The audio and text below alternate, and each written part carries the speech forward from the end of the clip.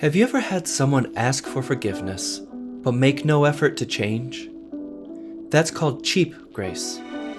And yet, too many of us expect God's forgiveness without any real effort to live a different way. Grace is costly. It cost Jesus his life, and it costs us our lives too.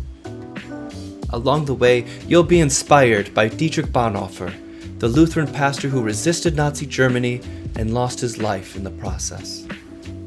This 4-week series will explore how God's grace enables us to make this costly commitment to live a transformed life.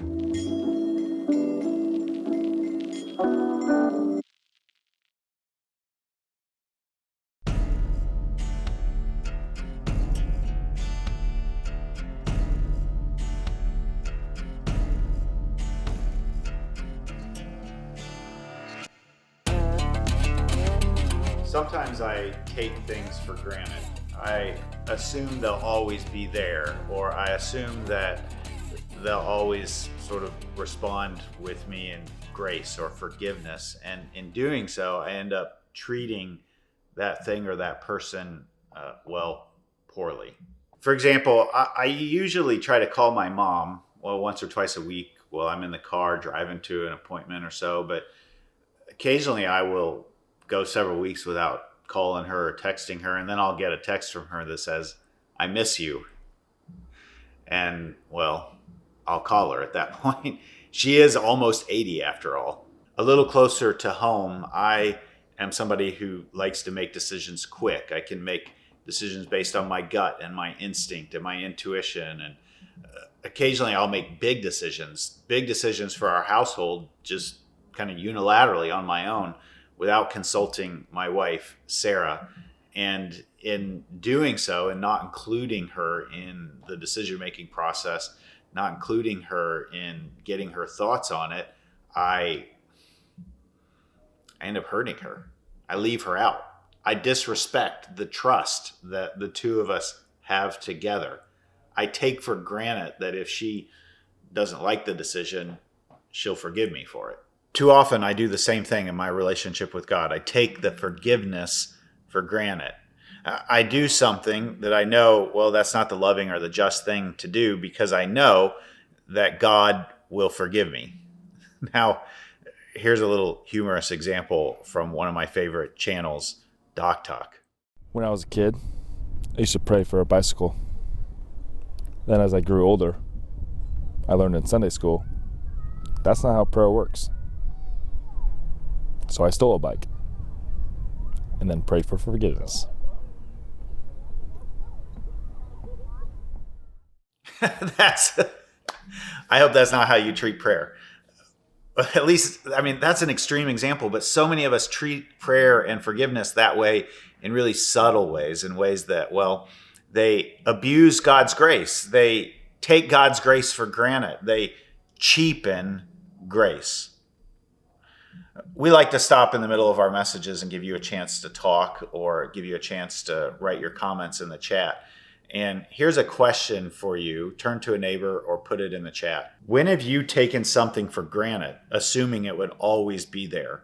Let's talk about it.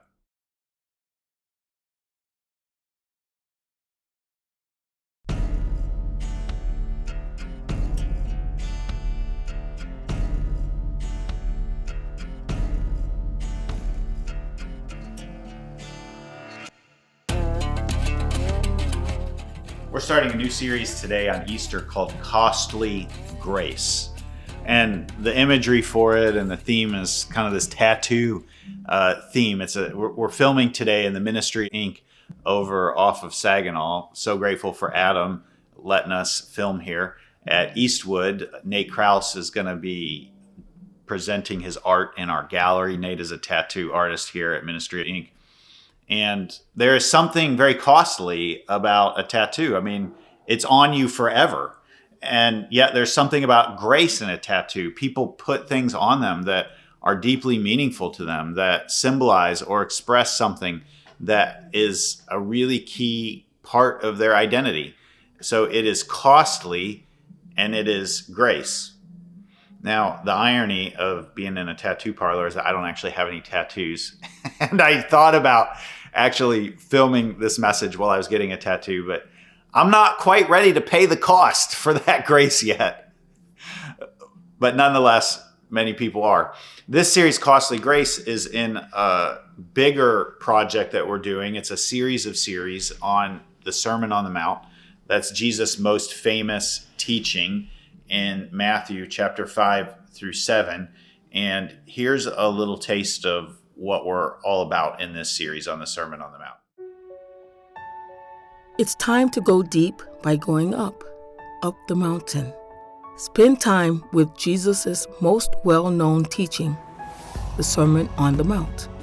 Over 18 months, we're covering it all in 14 series inspired by Jesus' themes and topics, everything from enemies and relationships to money and prayer. So go deep by going up the mountain with Jesus and Sycamore Creek. So in the Sermon on the Mount, Jesus said this: "You can enter God's kingdom only through the narrow gate. The highway to hell is broad, and its gate is wide for the many who choose that way. But the gateway to life is very narrow, and the road is difficult, and only a few ever find it." Finding the way to God's kingdom can be very challenging. It can be like something that's very narrow, very difficult. It's like walking a knife's edge. It costs us something, and yet it is also a grace in the cost. Again, we're in this series starting today called A Costly Grace. It's based on a book by Dietrich Bonhoeffer called The Cost of Discipleship. We're going to get into Dietrich Bonhoeffer more later, but first, hear what Bonhoeffer has to say. Cheap grace is the justification of sin without the justification of the sinner. Cheap grace is the justification of sin without the justification of a sinner. Just let that sit in for a minute. Here it is back on the screen again. Read it. Think about it. Meditate on it. Justification of sin without the justification of the sinner. You could say in another way, this is expecting forgiveness without real change. Expecting forgiveness without real transformation.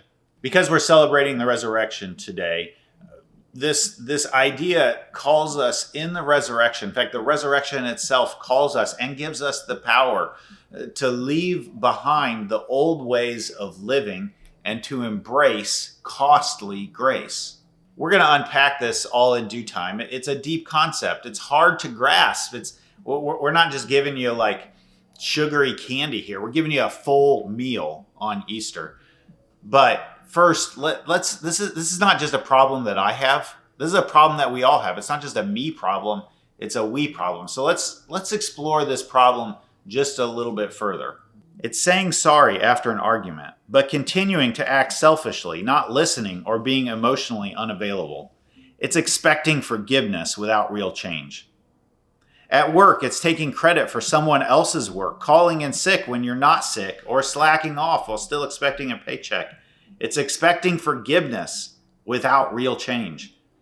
With your friends, it's flaking on plans, only reaching out when you need something, gossiping about them, but expecting loyalty. It's expecting forgiveness without real change. When it comes to your money, it's overspending, accumulating debt on unnecessary things, hoarding wealth, or not being generous towards those in need. It's expecting forgiveness without real change. With the environment, it's wasting resources, polluting, ignoring the suffering of the poor, refusing to engage in justice efforts. It's expecting forgiveness without real change. In the church, it's singing worship songs about surrender while refusing to let go of personal idols of comfort, reputation, money, and more. It's expecting forgiveness without real change. Christina Rossetti is a 19th century poet. A lot of her poems have been made into hymns that we sing. Maybe the most famous one is In the Bleak Midwinter. But she wrote this amazing line in one of her poems that speaks so beautifully, eloquently, powerfully, and punches you in the gut at the same time. Here's what she says. I pray for grace, but then my sins unpray. My prayer on holy ground, I fool stand shod. All right, I'm going to put that back up on the screen and just let it sit there for a minute so you can meditate and contemplate on it.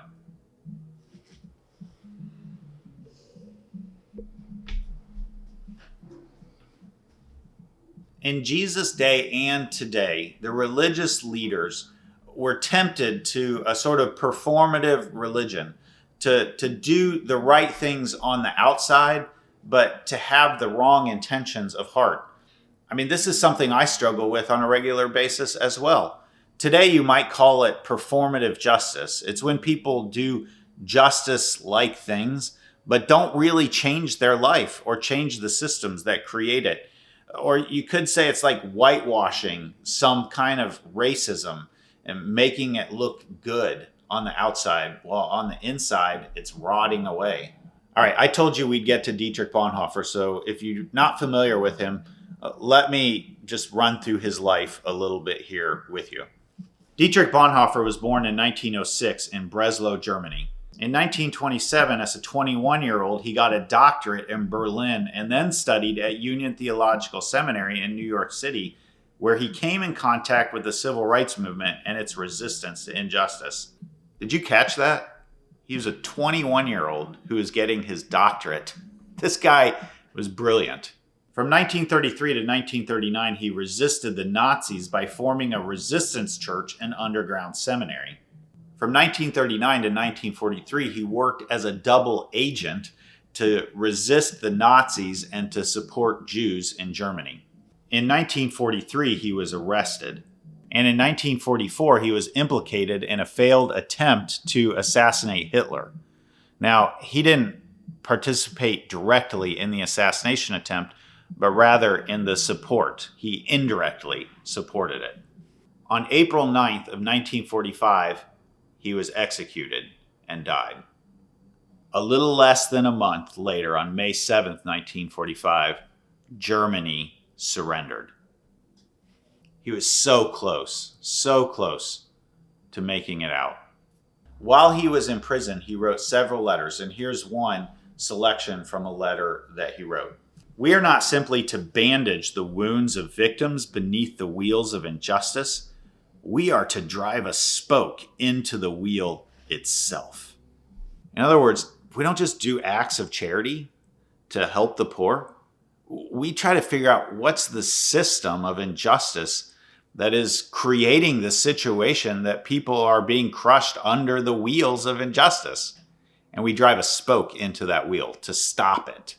In his book, The Cost of Discipleship, he said this: grace is costly because it costs your life. And it is grace because it gives you the only true life. Now, he's not talking about himself here. He's talking about Jesus. Now, the grace of God cost Jesus his life. And you can look at this from two ways. You can look at it from two ways through the lens of what Christians believe when we talk about the Trinity. Now, the Trinity is the Christian belief that God is one God in three persons: God the Father, God the Son, and God the Holy Spirit. This is a really strange, really weird idea. It's really hard to wrap your mind around that God is one and God is three. God is unity and God is diversity. Where one person of the Trinity is, the other three are there. Again, this is weird. You might even say it's kind of queer.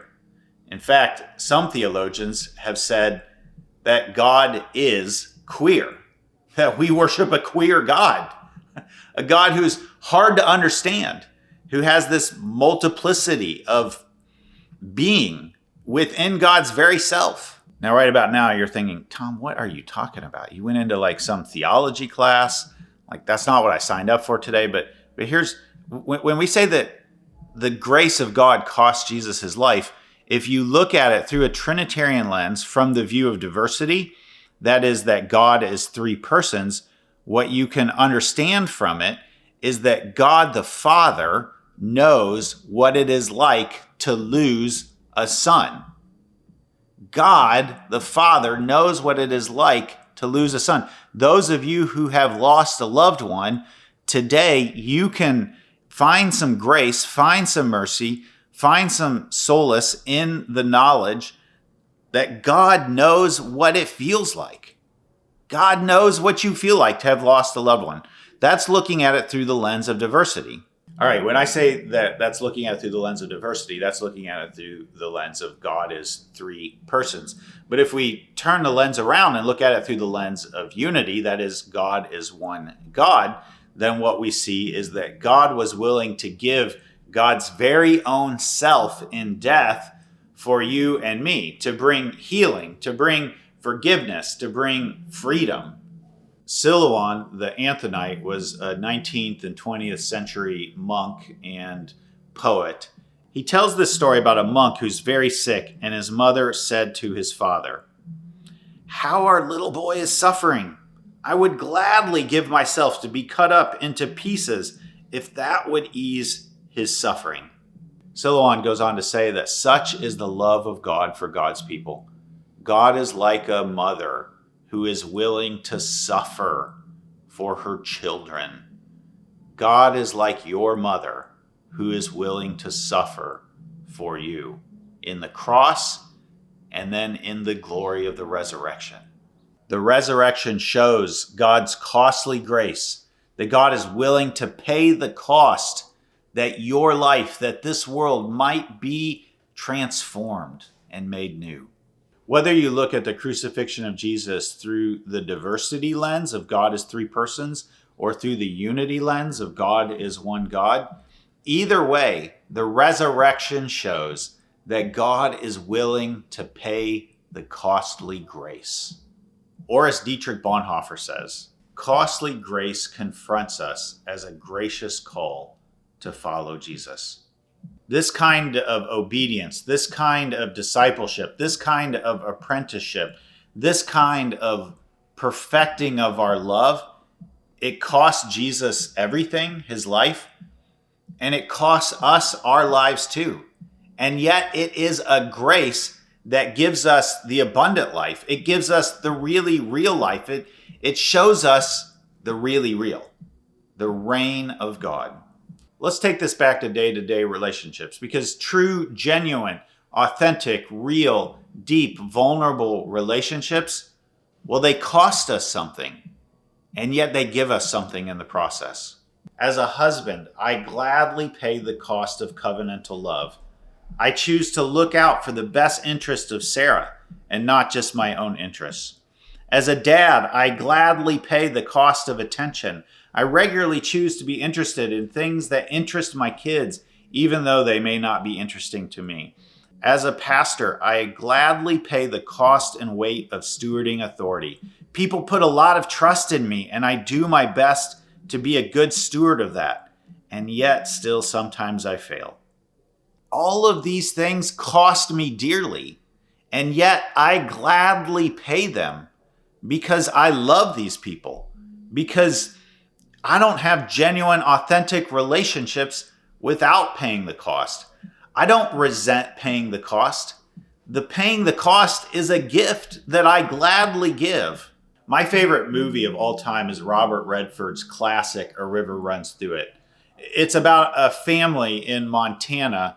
The father is a Presbyterian pastor, and he and his whole family love fly fishing. If you haven't seen the movie, I highly recommend it. The movie's really about male relationships. And the movie is based on a book by Norman MacLean, who was a professor of literature at the University of Chicago.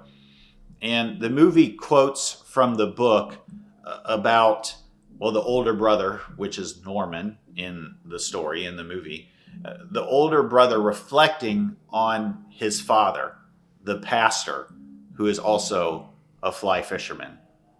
Listen to the dynamic of costly grace. My father was very sure about certain things pertaining to the universe.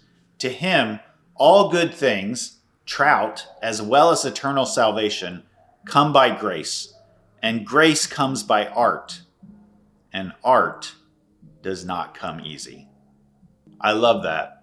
All good things come by grace, and grace comes by art, and art does not come easy. That's a beautiful poetic way of thinking about the costly grace that we encounter today as we celebrate the resurrection of Jesus. All right, here's another question for you to reflect on. What's something of great value that has cost you dearly? And what exactly has it cost you? Let's talk about that.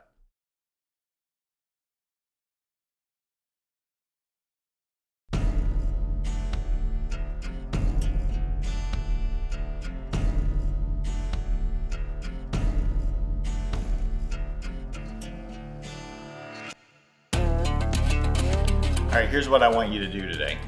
I want you to embrace costly grace. And here's what it means to embrace costly grace. The first step to embrace costly grace is to reject cheap grace. Reject it. Reject cheap grace. Talk is cheap. Stop seeking forgiveness without repentance or discipleship without sacrifice. There's this song that we sing from time to time called Holy Water. We often sing it around baptism. And there's this beautiful line in the bridge. Listen to it. I don't want to abuse your grace. God, I need it every day. It's the only thing that ever really makes me want to change. Here's how Dietrich Bonhoeffer puts it. Only the one who believes is obedient, and only the one who is obedient believes. If you say you trust God, but you don't ever take risks based on that trust, the question I think can be raised is, do you really trust God? If you don't risk your life for that trust, I'm not sure you really trust. Or if I say that I trust God, but my life doesn't really look any different, again, I'm not sure that your trust is real. It's a cheap grace. It's abusing grace. It's expecting forgiveness without any real change. Trust without action may not actually be trust after all.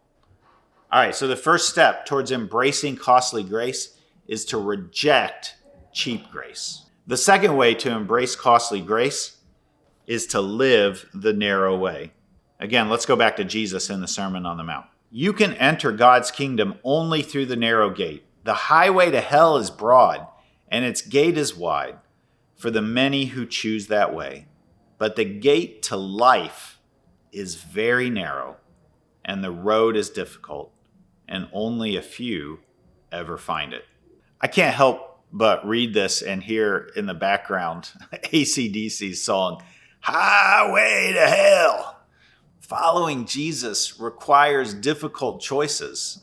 It requires it's narrow, it's difficult. I mean, think about what Jesus says here in the Sermon on the Mount. It's usually what we refer to as the golden rule. Do to others whatever you would like them to do to you. That seems really simple, and that idea is through most religions, but it's put in a positive, active sense. Listen to how Confucius puts it. Don't do to others what you don't want done unto you. Now, I like what Confucius says, except that it's in the passive. You don't actually have to do anything to follow Confucius' teachings.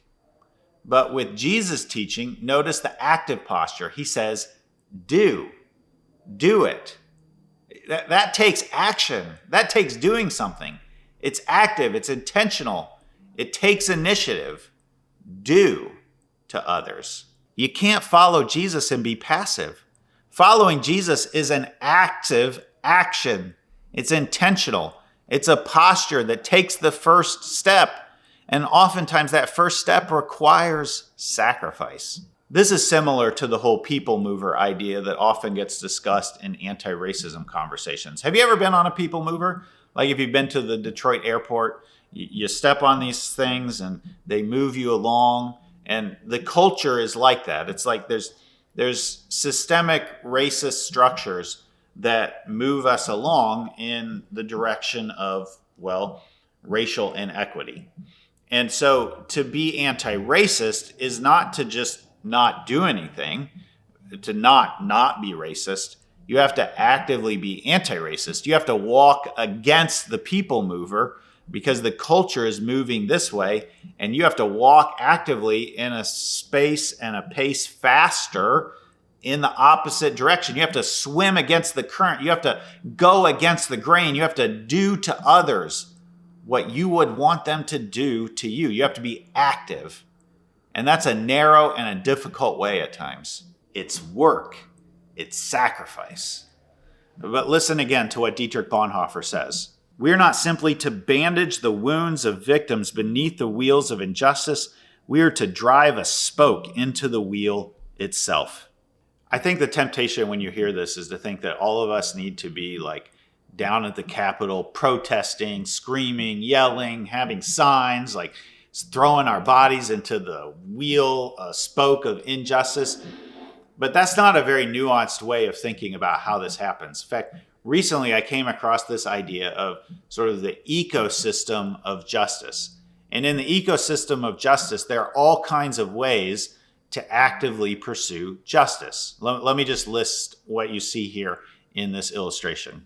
You can be a storyteller, a guide, a weaver, an experimenter, a frontline responder, a visionary, a builder, a caregiver, a disruptor, a healer. All of those are active ways. All of those are ways of doing to others what you would want them to do to you.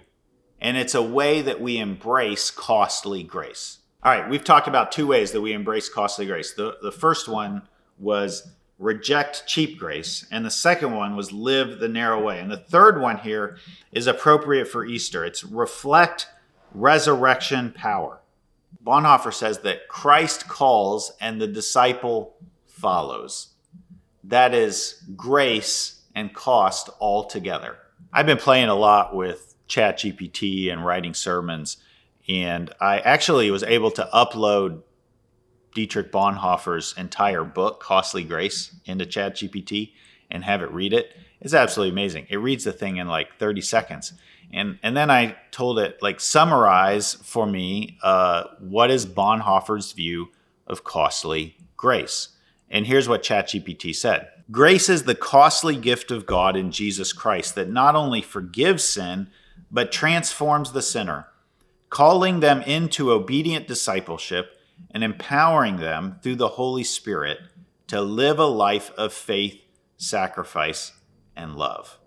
Grace is costly because it cost Jesus his life and it cost us our lives. Grace is grace because it empowers us and it gives us the life that is only worth living, the really real life. Bonhoeffer says it is costly because it costs your life, and it is grace because it gives you true life. It costs, but it also gives. I mean, this is the resurrection today. The resurrection gives life. It gives life over death, but it cost Jesus first his death. Where do you need resurrection in your life? Where do you need the resurrection of hope? Hope still rises today. Where do you need that grace today? And where are you willing to pay that cost of following Jesus? It is costly for sure. It costs your life. It costs Jesus his life. But it is the power of the resurrection to be transformed into a new person. Where do you need that kind of hope today? Where do you need that sort of grace today? And what are you willing to pay for it? Are you willing to give your whole life as Jesus gave his whole life for you? All right, here's a chat question for you again. Where do you need God's grace and or hope today?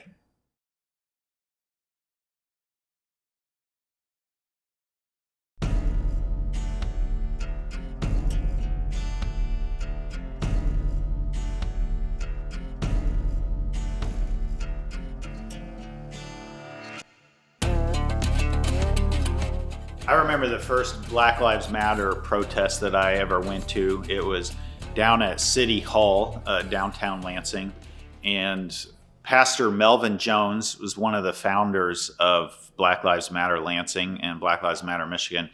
He was the pastor before he retired at Union Missionary Baptist Church over on MLK. It's kind of like MLK splits there. It's that big church where MLK splits right by the river. And I had met Melvin Jones, Pastor Melvin, at other events. But when I showed up, I was nervous. I'd never been to a protest before. This was not something that the church that I grew up in ever did. I never saw pastors do this, but I was deeply convicted, deeply called to this work of racial and economic justice. And this was back with Mayor Virg Bonero and Police Chief Mike Yankowski. And I went up to Pastor Melvin beforehand and just reintroduced myself, said, hey, I'm just here to watch. I'm going to sit in the back. I'm not sure I told him I was nervous, but maybe I did. And so I was sort of hung out and participated, a little bit stunned at how bold and the bold demands that they were making before the mayor and before the police chief. And as the whole thing was wrapping up, Pastor Melvin said, I want to invite Pastor Tom Arthur to come up and to pray and close us. And I was like, oh, come on.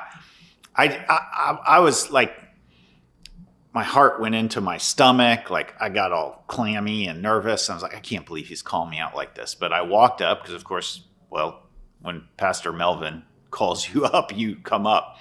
And I prayed some prayer over the moment there and the situation the protest that was happening. Now I look back on that moment where I attended my first protest and how nervous and anxious I was. But if you fast forward many years, I mean, I go to these things all of the time. In fact, in many ways, they have become pastoral care. They're not just justice moments, but they're pastoral care moments to the people who are suffering and who are struggling under, the things in our culture and our world that don't benefit them, that don't support them. And for them to see a pastor there that is a physical representation of God's grace to them, of God's love to them, it is pastoral care. It is caring for them. And I do that now, not with anxiety, but God's grace has changed me and transformed me. It was costly. It took me getting over the anxiety. It took me getting over the hurdle of having no mentors. It took me getting into some place that was uncomfortable for me. But it has become grace where I am participating in the transformation of our society and in the pastoral care of people I'm in ministry to. Bonhoeffer was able to do something that many Christians in his day were unable to do. He could see past the Nazi sort of takeover of Germany, and he resisted it. He resisted it, and it cost him dearly. It cost him his life. But he didn't do it alone. He didn't do it alone. This was not one man standing against injustice. He built a community around him. He built an underground seminary and an underground church to create structures and systems of resistance. And in doing so, he was building pastors, a movement of people who would resist the Nazis in Germany. Cheap grace is individual. It's me and Jesus. Costly grace is communal. It's we and Jesus.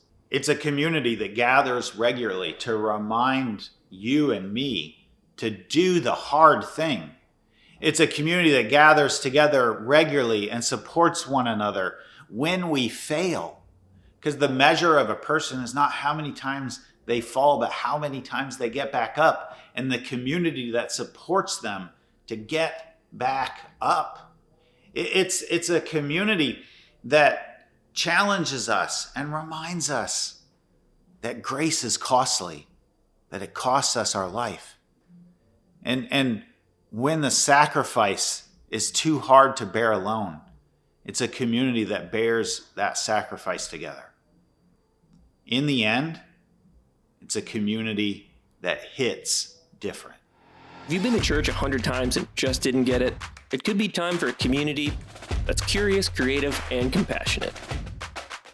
At Sycamore Creek, we hit different. That's right, Sycamore Creek hits different and we get you. Maybe you've been to church 100 times and didn't feel like you fit in. They would never know you. You didn't feel accepted. Maybe it's time for a community that's LGBTQIA affirming, committed to racial equity, and multicultural. Maybe it's time for Sycamore Creek. We hit different. We not only accept all walks of life, but celebrate them. Have you been to church 100 times but didn't feel like they got it?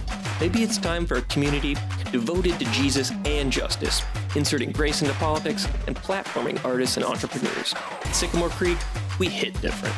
That's right, Sycamore Creek hits different. We're focused on open conversations, not rigid rules. It's JC without the BS. Maybe you think church sucks. Well, Sycamore sucks less. We're a community that believes in deeds over dogma and beer over brimstone. Sycamore Creek, we hit different, so come hit different with us.